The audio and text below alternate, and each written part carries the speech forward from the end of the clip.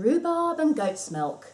That sounds more like a dessert you'd have in summer or a yoghurt flavour, but no, it's a soap.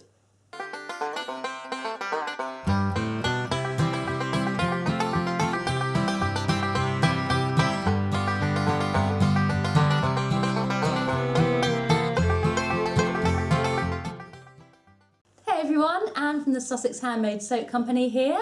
Along with my friend Wayne, we run this channel and we also run the Sussex Handmade Soap Company, which is a small bath and body business based in the southeast of the UK.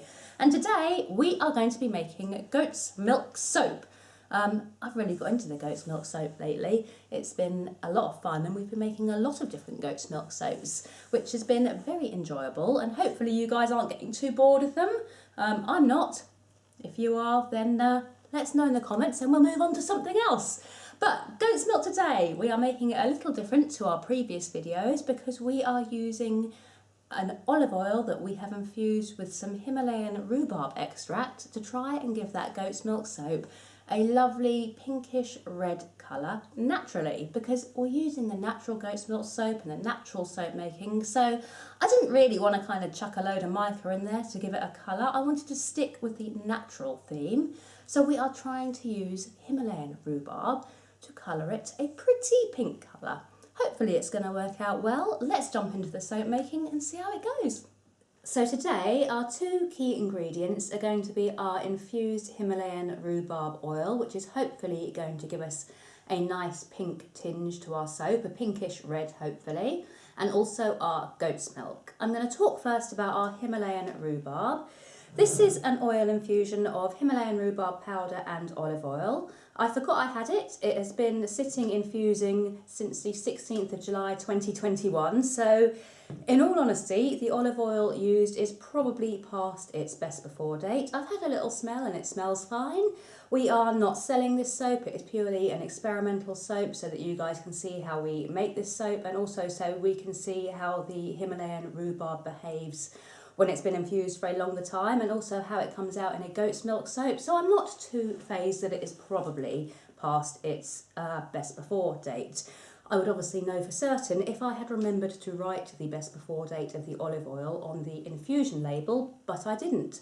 I should have done that. Don't know why I didn't, but I didn't write it down at the time. So now I have no reference as to whether this oil is actually past its best before or not. In future, I will remember to write expiry dates on my labels. The second point I want to make about Himalayan rhubarb is if you are in the UK or the EU, you are probably not going to actually be able to get this assessed in a soap recipe that you want to sell. I'm not sure why that is. You would have to speak to an assessor to find out why they won't allow it. I've got a feeling it's something to do with certain ingredients that haven't had enough research done into them are not allowed to be used in assessed bath and body recipes. I could be wrong, but there is something at the back of my mind that is telling me that that is one of the reasons they give for not assessing Himalayan rhubarb. So I could be wrong. Don't hold me to that. And if you want to know for certain, then check with an assessor. But just be aware that you probably cannot use this in assessed recipes that you are selling in the UK or EU. So it is a just for fun, experimental, use at home kind of soap colorant if you are in the EU or the UK. So that is our Himalayan rhubarb. We will be replacing the regular olive oil portion of our soap with the Himalayan rhubarb olive oil infusion today.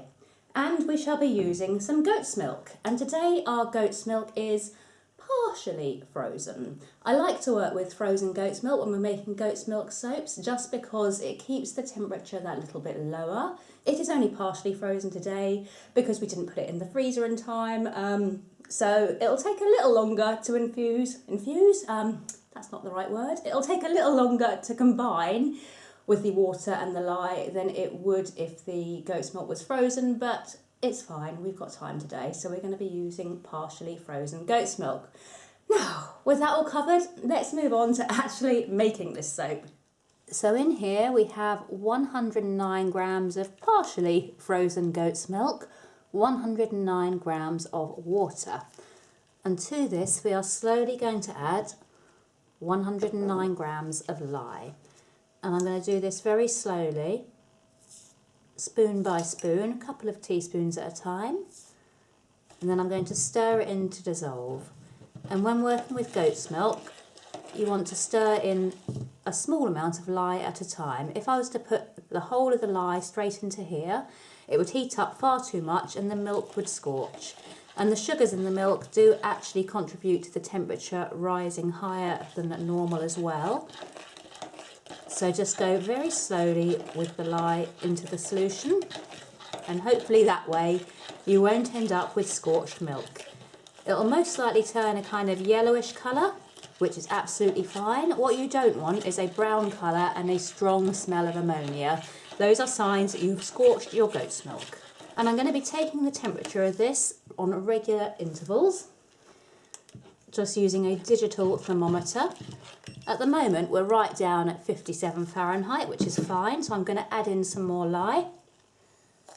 I'm trying to keep it below 100 degrees Fahrenheit, because it is above 100 degrees that I do start to notice it heating up and perhaps taking on that slightly scorched appearance. And it's probably going to take around about 15 minutes or so to get all of this lye into the goat's milk and water. 15 to 20 minutes or so. You want to stir well after each addition of lye as well, just to make sure that it is properly incorporated. And in a moment I'm going to pop this to one side and actually move on to showing you the oils and getting the oils to melt down as well. So we have got our solid oils in here. We've got coconut oil, cocoa butter and shea butter, and they are going to be melted gently until they are around about 80 degrees Fahrenheit or so. So I'm going to pass them over to Wayne now to melt for me. And now I'm going to work on the liquid oils. In here we have got our sweet almond oil and our castor oil already weighed out. And here we have got our infused Himalayan rhubarb and olive oil. I was using an infusion rate of 1%. I should have mentioned that earlier. That does sound low, but we are using Himalayan rhubarb extract, which was kindly gifted to me by Suzanne Dekel, and I will link her down in the description. And it is highly concentrated, and she did recommend just using the 1% infusion rate. So that is why there is a relatively low sounding infusion rate with this here. And I need 340 grams of this infused oil, which I'm going to try and carefully weigh out now. You could obviously weigh it into a separate container if you're worried about being able to weigh out the exact correct amount. I have got fair confidence that I should be able to weigh out the exact portion that I need. And I'm going to place this to one side for adding into our solid oils once they have melted. So our solid oils have melted now, so what I'm going to do is add in all of those liquid oils and get it nicely combined. Our lye is still cooling down. We are still slowly adding that lye into the goat's milk. I suppose it's been about 5-10 minutes since we started, so we haven't been going for very long at the moment. And I'm just going to mix these in and then take the temperature and see where we are currently standing with our oils. So our oils are at 92 Fahrenheit. They should hopefully cool down a little bit whilst the lye is also cooling, because I want to go for a temperature of around about 80 degrees Fahrenheit for our soap today. Goat's milk and the sugars in the goat's milk can make the soap batter heat up more than it normally would, so soap nice and cool, and hopefully that will result in a goat's milk soap that is a nice pure white colour. Obviously today we are trying to colour ours a pinkish red, but I'm hoping that if the base of the soap stays a creamy colour, then that red colour will come through nicely. Whereas if we soap a little bit higher and we risk the soap scorching and turning more of a tan colour, then any red or pink colour that we get will be influenced by the scorched colour of the soap, if that makes sense. So it's been approximately 20 minutes or so. Our oils are at 78 Fahrenheit and our lye water and goat's milk has all been incorporated, and that is at approximately 83 degrees Fahrenheit. So slightly warm, but I'm not too fussed about those extra 3 degrees. I'm sure this will be absolutely fine. So I'm just going to carefully pour the goat's milk water lye solution down into our melted oils.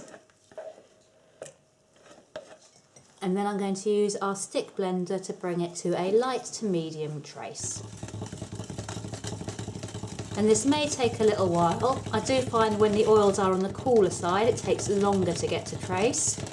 And I'm also going to be mindful of watching out for false trace, which is where the oils are cooler and you think it's coming to trace, but actually it's just the oils starting to solidify. So I'm going to be very careful, watching out that I don't get false trace with this.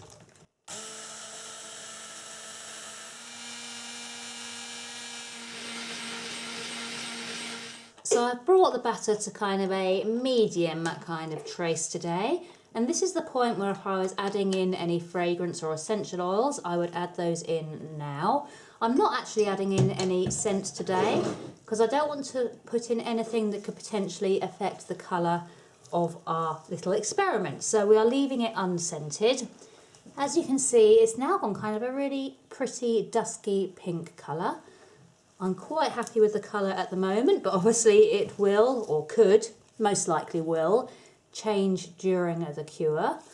And I'm now going to pull in our mould and just get this decanted.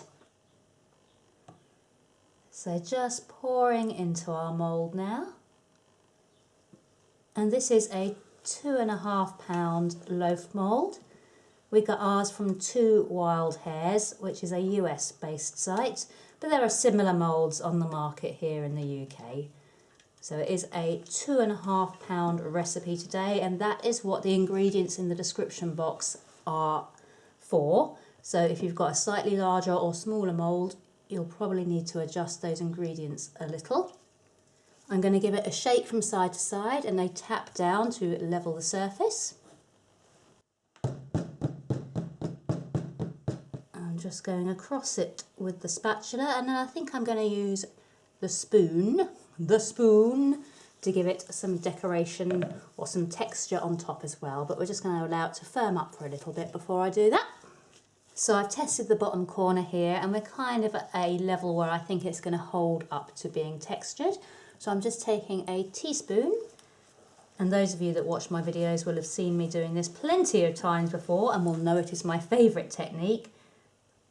I'm taking the teaspoon in and going sort of to the side and then up to the middle of the soap. Just dragging it into the centre, and then I turn around and I repeat the process on the other side. So in, up to the centre, dragging up to the centre. And that is what the finished soap looks like. I'm really happy with that colour so far. Kind of reminds me a little bit of strawberry ice cream. I think the texture and the colour both certainly give strawberry ice cream vibes. I am now going to leave this one for 24 hours minimum before we cut. I am a little bit unsure about what to do with it. 2 reasons: the goat's milk and the Himalayan rhubarb. Now, natural colourants often like higher temperatures to try and sort of force gel, and that helps the colours to really pop and come out a little bit better. Goat's milk we often do at lower temperatures, so we don't try and force gel because we want it to stay a nice creamy white colour and not scorch. I think I'm going to go with the fact that this isn't white because we've added the colourant, so I'm going to try and force gel. Fingers crossed that's the right thing to do. So I'm going to place it into my heated propagator, which was originally purchased for seeds but is now used for soap. And I'm going to leave it in there on the heated mat. You know, it heats to about 30 degrees Fahrenheit or centigrade. Can't remember which, probably centigrade. I'm rubbish at temperatures. Anyway, it heats up. So it's going to sit in there, hopefully force gel a little bit, and that will help the colour to stick. If you don't have a heated propagator, pop it into a shoebox or a little cardboard box and then cover it with a towel, keep it in a nice warm spot and check on it every now and then just to make sure there's no cracks developing across the top. If there are, then remove the towels or take it out of the box and move it to a cooler place, and that should hopefully stop the cracking from getting any worse. So we'll see you tomorrow, we'll chop this up and we'll see how it looks. So we are back with our Himalayan Rhubarb soap. It's actually been probably 3-4 days since we made this. It was ready for chopping a couple of days ago. I just didn't quite get around to it. So we're going to chop it up now and see how that colour looks on the inside. I have neatened the edges up just a little with a potato peeler just to make them look a bit nicer. And now we're going to go down with the soap cutter and see how we're looking. Taking a piece out from the middle. And that is what our Himalayan Rhubarb goat's milk soap currently looks like. There is a very definite kind of colour difference from the outside to the inside. What I'm hoping is that as it cures, the inside will change colour and become the same colour as the outside, because the outside is quite a pretty pink rose colour. The inside is a tad more brown. It's still got a kind of pinky hint to it, but it's more brown. So what I'm going to do is pop these to the side to cure, and then I think I'm going to come back and actually finish this video in 4 or 5 weeks when it's cured and show you what the actual final colour is. So it's been about 3.5 weeks since we made the soaps. Since then we have changed our video setup. That is why things are looking a little bit different.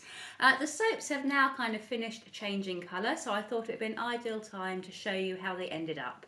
So overall, our soaps have taken on kind of a sort of reddish brown tinge. They are still kind of pink. It's a pinkish reddish brown kind of colour.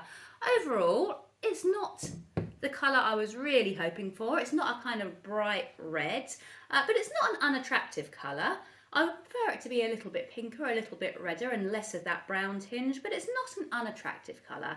I think perhaps next time if we actually increased the strength of the rhubarb infusion, so added some more of that rhubarb powder, it might help the colour to come out a little bit redder, a little bit pinker, so that is potentially something we will try next time. But for now, that is how the soaps have turned out. And that is pretty much it for today's video. I hope you've enjoyed watching it. Do give us a like, hit subscribe, leave us a comment if you want to. We will see you for another video shortly, possibly on Tuesday, probably on Friday, could be either. There'll definitely be a video on Friday, possibly one on Tuesday, but if we don't see you then, we'll definitely see you Friday. Bye for now.